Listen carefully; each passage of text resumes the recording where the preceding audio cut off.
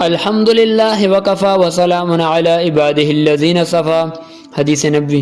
قال رسول اللہ صلی اللہ علیہ وسلم لغدوة فی سبیل اللہ او روحة خیر من الدنیا وما فیہا۔ اللہ کے راستے میں ایک صبح یا ایک شام کے لیے جانا دنیا اور اس کی تمام چیزوں سے بہتر ہے۔ اس حدیث کے بارے میں ملا علی قاری رحمہ اللہ فرماتے ہیں کہ اللہ کے راستے میں جانا اس کا ثواب تو باقی رہے گا، اور دنیا میں جو کچھ ہے وہ سب فنا ہو جائے گا، اس لیے اس کو تمام دنیا سے بہتر فرمایا گیا۔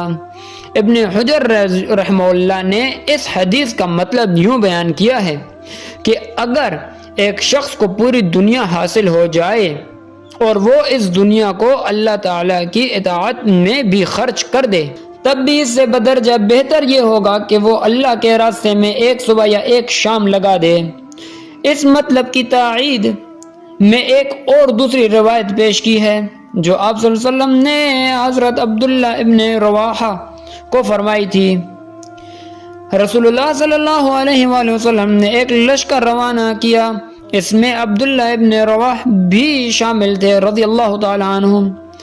وہ رک گئے تاکہ آپ صلی اللہ علیہ وآلہ وسلم کے ساتھ نماز میں شریک ہو جائیں۔ آپ صلی اللہ علیہ وآلہ وسلم نے ارشاد فرمایا، خدا کی قسم جس کے قبضہ میں میری جان ہے، اگر تم خرچ کر دو جو کچھ زمین میں ہے تب بھی تم اس فضیلت کو حاصل نہیں کر سکتے جو صبح نکلنے میں تھی۔ بعض علماء نے اس حدیث سے ایک عجیب بات سمجھی ہے۔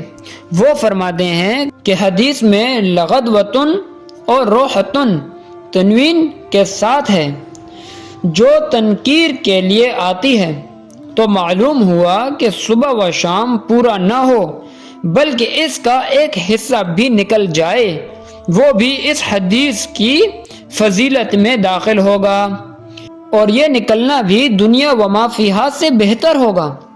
حدیث کا مطلب یہ ہوا کہ اللہ تبارک و تعالیٰ کے راستے میں نکلنا دنیا کی تمام چیزوں سے بہتر ہے۔ اللہ تبارک و تعالیٰ ہم سے دین کا کام لے اور ہمیں دین کے لیے منتخب فرمائے۔ وآخر الدعوانا ان الحمد للہ رب العالمین۔